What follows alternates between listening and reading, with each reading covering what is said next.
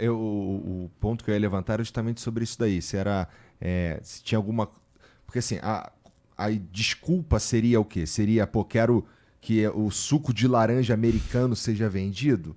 Provavelmente não, né? Até porque não dá, né? A gente estava falando isso aqui até agora que não dá. Então a lógica lá tá, ela é falha e contraditória na maioria das vezes, né? Ou se não for em todas as vezes. E o ponto do Bolsonaro? A gente já falou aqui talvez que ele não liga muito pro Bolsonaro e isso daí tá sendo uma desculpa. Então a gente consegue analisar que se saísse a anistia, pouco mudaria nesse sentido. Eu acho assim, ele não liga para a figura do Bolsonaro, isso é óbvio, tá? Mas ele tem uma agenda política de atacar o governo Lula. Porque ele sabe que se fosse um governo de direita, estaria alinhado com os Estados Unidos e seria muito mais fácil ele afastar o Brasil do BRICS, né? Desse bloco que está se formando no sul global. Então, assim, não é a figura do Bolsonaro, né? É ser contra uma possível reeleição do Lula ou de algum campo de centro-esquerda, esquerda, que continue aliado ao BRICS. Uhum. E essa foi a figura teatral que ele arrumou para atacar o Brasil e, por tabela, o BRICS, né? Aquilo que eu falei, se ele ligasse o Bolsonaro, o Eduardo Bolsonaro estava na posse dele, né? Não estaria na calçada tomando neve na cabeça, né? Sem ter recebido um convite. Então ali é óbvio que ele está usando a figura do Bolsonaro como um fantoche para atacar. E o Bolsonaro do lado de cá abraçou, né? Isso aí caiu no colo dele, ele está aí dizendo que se der anistia e ele consegue negociar a tarifa, ele está fazendo um papel de bobo também, né? É óbvio que o Brasil não está levando isso a sério e nem vai levar, né? E até o governo, respeitando aqui a independência dos poderes, o executivo não tem poder de fazer o que o Trump quer, né? Quem tem poder para fazer isso no momento é o judiciário, né? É o STF. E um processo que está avançadíssimo, quase chegando no desfecho final, que é decretar a prisão de quem estava envolvido nessa tentativa de golpe. Então eu acho assim, essa cartada política que está na carta dele, né, é mais ou menos como o negócio do fentanil. É um teatro diversionista que está nas cartas dele, que infelizmente confunde um monte de coisa numa coisa que deveria, se tivesse só o interesse econômico e comercial, já seria uma excrescência, porque não faz sentido o que ele está fazendo, né? Como o professor Ricardo falou, você não vai taxar todo mundo em 50%, assim, igual quando ele escalou com a China, chegou a 145%. Isso é uma coisa, parece que é brincadeira de criança, né? Parece um pouco... Parece briga de boteco, né? O cara tá lá... até então a gente estava aqui, né? Tava que nem o truco, Michael Jackson. chega no 12 e o cara grita 24. Fala, não, o jogo acaba no 12.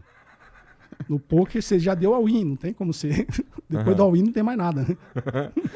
Bem que a gente ficou, quando começou essa briga com a China lá, a gente tava que nem o Michael Jackson aqui, só comendo pipoca, vendo, não sei o quê. E agora... Bom, mas eu já tô bem mais tranquilo aí com a análise de vocês, que provavelmente não vai rolar esse 50%. Mas se a gente for pensar no que eles estão... No que o Trump esperaria, com esse papo de Bolsonaro... primeiro que eu não sei se todo mundo entende, como sociedade, que a princípio ele não tem... Os Estados Unidos, eles não mandam em porra nenhuma aqui, né? Então ele pode dizer lá basicamente o que ele quiser, o máximo que ele pode fazer é tentar intimidar com algum tipo de política e tal, mas eles não têm muita coisa para fazer no que o Alexandre de Moraes, do que o STF tá decidindo, a não ser, sei lá, pegar as contas do Alexandre de Moraes e suspender o acesso dele ao Google, né? Ele não vai mais poder ter uma conta no Facebook, mas ele não consegue, eles não têm poder, nenhum outro país tem poder de mandar em como funciona dentro de nenhum outro país, a menos que por meio que tu vá lá e estoure umas bombas lá, né? Bote umas tropas. Que acho que não vai fazer, né? Que eu suponho e espero que não faça também, né? Porque aí seria demais. Não, e acho que isso tá gerando até um certo problema na própria direita brasileira. Quando você vê hoje, existe um certo racha, por exemplo. O Tarcísio, se eu não me engano, ele começou fazendo críticas muito fortes, né? É culpa do Lula, não sei o quê. Aí, aparentemente, agora ele já tá disposto a negociar com os Estados Unidos. Acho que o Eduardo Bolsonaro não gostou muito dessa e falou assim, pô, como assim? Se você quer negociar com ele, quer dizer que você quer passar por cima sem ter a anistia do Bolsonaro? E para mim, assim, foi um presente pro Lula isso. Por quê? Porque ele vinha passando por uma queda de popularidade e hoje ele consegue meio que unificar o Congresso Nacional. A gente teve o Hugo Mota, o Davi Alcolumbre, falando, não, a gente vai realmente respeitar a medida de reciprocidade. Então você consegue criar uma coalizão do pessoal de centro, pessoal de esquerda, até a centro-direita. Não, a gente precisa responder por uma questão de soberania nacional. Isso aconteceu, por exemplo, no Canadá, né? Eu falei já o Justin Trudeau, por exemplo, do Partido Liberal. Ele tinha 10% de popularidade quando o Trump começou a atacar o Canadá. Não foi exatamente o Justin Trudeau, mas foi o Mark Carney, conseguiu se eleger pelo Partido Liberal, que era praticamente derrotado. Na Austrália também a gente teve eleições que foram influenciadas no sentido negativo pelo Trump, e agora é a mesma coisa. Por quê?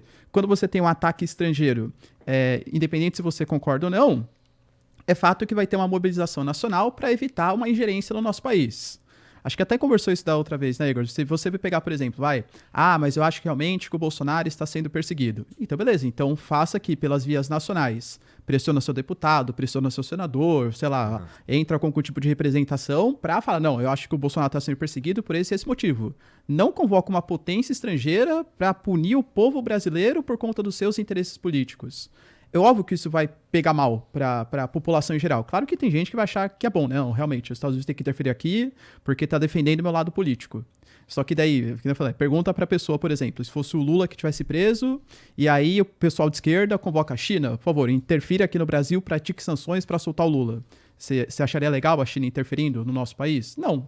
Então por que você concorda com os americanos fazendo essa ingerência, entende? Então é uma postura bastante agressiva até do ponto de vista geopolítico dos Estados Unidos. Entendi. E agora eu não sei se tu quer falar. Que é inclusive o que o mundo, nessa reacomodação, nessa geopolítica, é o que o mundo tem enxergado na China, né? Porque a China, na verdade, ela tem feito cooperação com todos os países. E você não vê a China impondo nenhum tipo de cartilha para os países seguir. É uma cooperação econômica, se é bom para ambas as partes, sai um acordo e se faz negócio. Você não vê a China querendo mudar o regime político do outro país, criticando como outro país, com as instituições, né, desse país. Ela não ataca a soberania de ninguém. Ela, aquilo que eu falei, ela estende a mão, tem feito acordos. Obviamente, a China tem seus interesses econômicos. Cabe aos países fazerem acordos que sejam bons para eles também, né? Tenho certeza, alguns de nós, nem todos, que vêm aqui conversar com você, tem essa visão muito mais do Brasil. Eu, pelo menos, tenho essa visão. Não estou dizendo que você tenha que se aliar cegamente à China, não. A gente tem que fazer os negócios com a China que seja bom para o Brasil. Fazer negócio com os Estados Unidos que seja bom para o Brasil. Não é aqui que está... nessa polarização que vem desde um tempo, agora, nesse momento atual, a polarização é ou se é a favor da China ou se é a favor dos Estados Unidos. Não, nós somos a favor do Brasil, tenho certeza, acompanho o conteúdo do professor Ricardo. O que é bom para o Brasil? Né? O que a China está mostrando é que ela faz negócio sem impor uma agenda para ninguém. Então, vamos fazer negócio com a China, se for bom economicamente, for bom para o interesse. Eu até, quando o Lula foi para lá, fez alguns acordos, eu fiz as críticas do que eu acho que deveria ter negociado melhor, né? Tipo, vem aquela empresa de aplicativo concorrer com o iFood. Para ser outro iFood, não adianta, né? Se for para continuar precarizando o trabalho dos nossos trabalhadores, né? Para fazer a mesma coisa, para extrair riqueza, vai ser só um concorrente a mais e agora um concorrente chinês. Então, eu acho assim, foi uma crítica que eu fiz. Vai trazer, sei lá, data center. Tem transferência de tecnologia, foi vista a parte de agressão ao meio ambiente. O que o Brasil vai ganhar com isso? Só abrir o mercado e deixar a empresa explorar? Também está errado, entendeu? Então, acho assim, os acordos que o Brasil faz com a China não tem essa imposição de agenda. No campo econômico, se for um bom acordo, faça. O que é um bom acordo econômico? O que a China fez com o resto do mundo. Aprender com a tecnologia que vai ser implantada no seu país, receber, até não só por acordo, mas por pressões políticas, né, nesses acordos para que haja uma transferência de tecnologia, e aquilo que não tiver transferência de tecnologia faz como eles fizeram, eles aprenderam a fazer o negócio. Né? Não dá igual a gente acabou com a nossa indústria automobilística. Não sei se você lembra até da época da Auto Latina, né? A Ford se uniu com a Volkswagen, criou-se a Auto Latina aqui, a gente virou só uma maquila. A gente só monta os automóveis. A inteligência mesmo da indústria automobilística nunca veio para o Brasil. A área de pesquisa e desenvolvimento, de ciência e tecnologia, de toda essa parte de produção intelectual, tanto de estratégias de mercado, de marketing, ficou tudo na sede desses países. A gente era só igual o filme do Charlie Chaplin, né? Só apertador de Só apertando parafuso e montando os carros. Isso aí não é bom para o país. A gente não aprendeu nada com isso. Tanto que a gente não tem indústria automobilística. Todos os países aprenderam, e todos os países que aprenderam têm a sua indústria automobilística nacional hoje. A China fez isso, né? Deixou a Tesla lá, montar uma mega fábrica e aprendeu a fazer carro elétrico. Hoje domina o mercado de carro elétrico. A Coreia do Sul a mesma coisa. A Hyundai era uma carroça.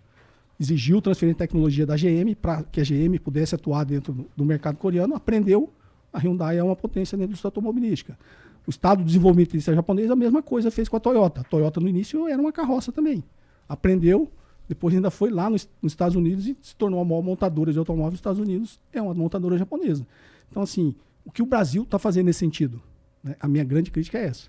Vamos abrir o mercado, fazer acordos, mas só ficar montando, só fornecer mão de obra? Não, o Brasil tem que se industrializar e crescer sempre em direção à fronteira tecnológica. Será que a gente... então isso quer dizer que a gente negocia mal no geral, né? E já negocia mal há muito tempo, então, né?